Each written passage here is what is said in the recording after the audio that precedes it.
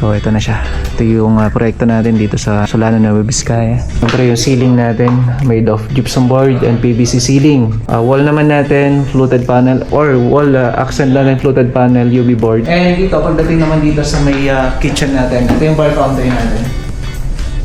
Tapos may wine shelves. Wine shelves natin meron tayong LED profile na 60 cm or yung 60 yung haba niya.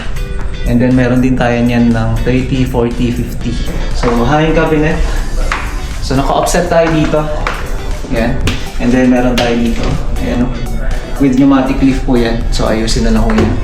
And dito sa taas, ayan, naka-pneumatic lift po lahat. Para pagka tinaas po yan, madali lang magbukas. Gandang gabi. Overtime ang tropa. Ayan, so habang nagme-merienda yung tropa, ayan. Yan ang mabig. Meriendahin muna natin yung tropa. Para may lakas. Okay, so ito na mga kamusta. PVC ceiling, 6 meters. Ayan, pin light na lang dito sa may gitna niya. Yan na lang kulang. And ito yung roof natin dito, nandun na. Tapos yung PVC panel niya. So bibigyan ko kayo ng update dito para sa nalalapit na turnover natin. So ang gagawin na lang namin, more on exterior na lang kami. Ayan. So ayan, may kulay na yan. Pasensya na, kinabi na tayo, hindi na natin nakita. So ngayon, yan. Yung kulay natin may gray, tapos dito sa may part na to. Actually, pinapayos ko lang yung ilaw nun, gumagana yun kanina eh. Siguro, nilipat kasi namin yung linya. Pumunta na kami, tinap na namin sa main source natin or sa main line talaga natin. Okay, so ito na siya. Ito yung proyekto natin dito sa Solano, Nueva Vizcaya.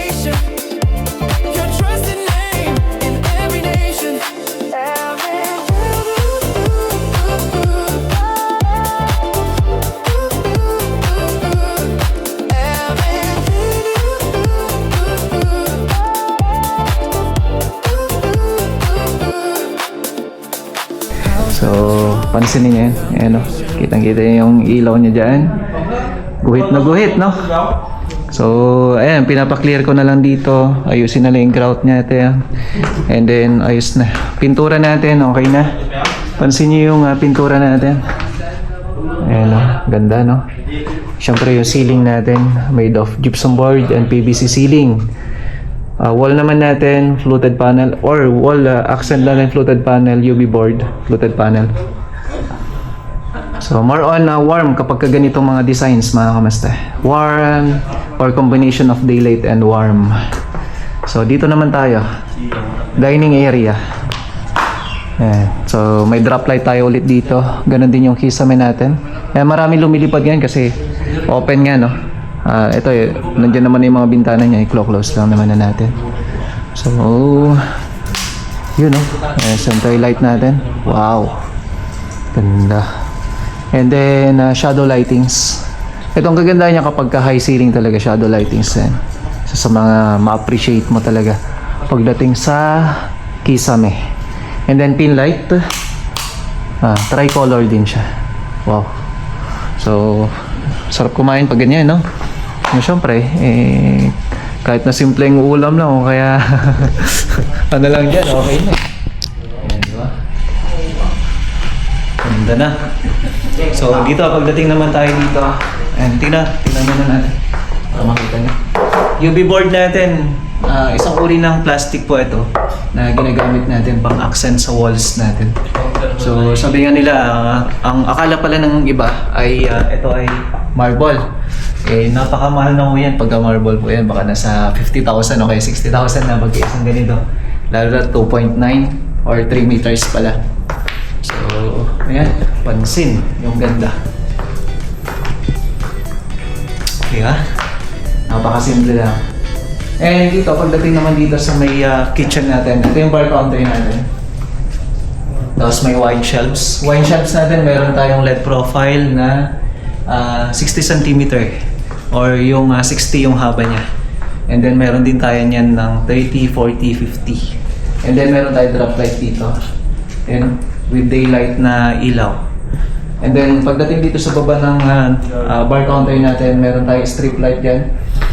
Yan, para mag-reflect dun sa may fluted panels natin. Pinakulayan ko ng gray ito as per nasa design. And then ito, gray din yan. So mamaya tayo pupunta dyan. Dito muna tayo sa kitchen. So yung kitchen natin, ito yung opening nito.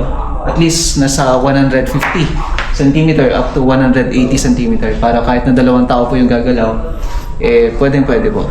Ibig sabihin, dapat makakagalaw yung 2 tao na papasok dito. Hindi yung saktong 1 meter ganun, wala na, hindi ka na makakagalaw ng gusto.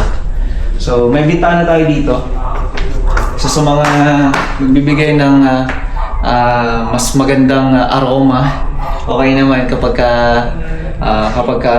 kailangan mo ng fresh na hangin, papasok lang dito habang naghuhugas ka. So hangin cabinet. So naka-offset tayo dito. Yan. And then meron tayo dito. Ayan o. With pneumatic lift po yan. So ayusin na lang po yan. And dito sa taas, ayan, naka-pneumatic lift po lahat. Para pagka tinaas po yan, madali lang magbukas. Ayan. Pin lights. May mga ilaw na tayo dito. And then dito naman meron tayong range hood. Ayan. So may opening dito para pwede mo pang gamitin.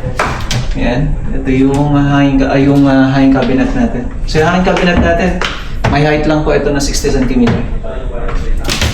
Ayan. Okay. And dito pwede. Ito meron tayong condiments tray dito sa may part na to. Lagayan ng tangke. Ayan o. And cutlery tray dito sa may part na to. Tapos pull-out tray dito sa bandang baba. Ayan. So ito, kinuha ko yan sa Wilcon. Stainless talaga yan. Tapos kung napapansin nyo yung ilalim, meron siyang ilaw. So, kung titingnan natin, napakaganda. Diba? Yung reflection. Iba yung dati, ganoon din sa ilalim. So may ilaw din yan. Para kung sakali meron tayong lalagay dyan, may ilaw pa rin. So dako tayo dito sa may papuntang kwarto. Dito yun o. Pasok tayo para makita. Yun.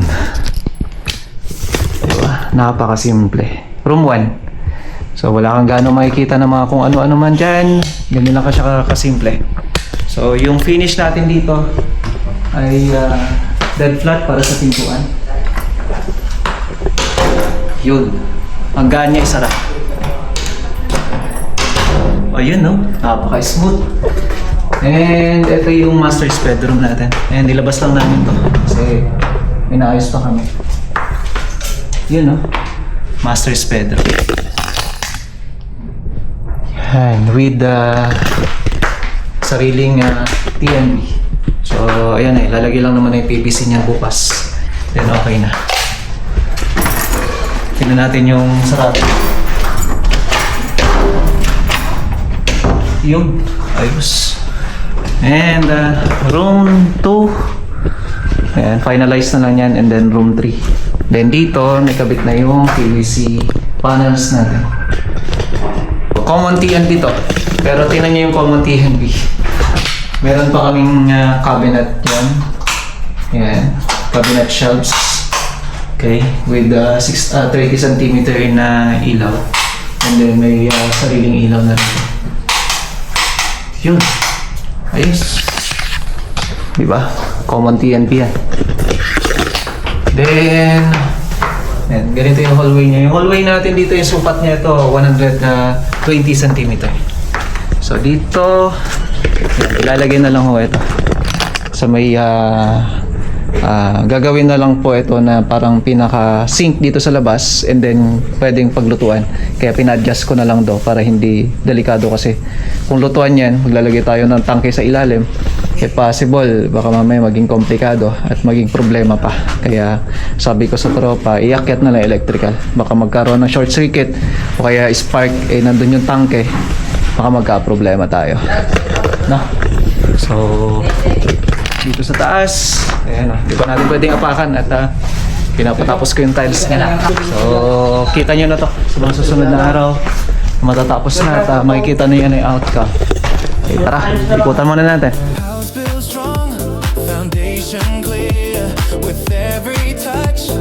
dream is near. We craft with care from start to done. Pakaliwanag naman yan. Diba? Kitang-kita na yung liwanag. So, eto may liliwanag pa yan mula doon sa may wall lamp natin. So, mas makikita niyo yung ganda niya.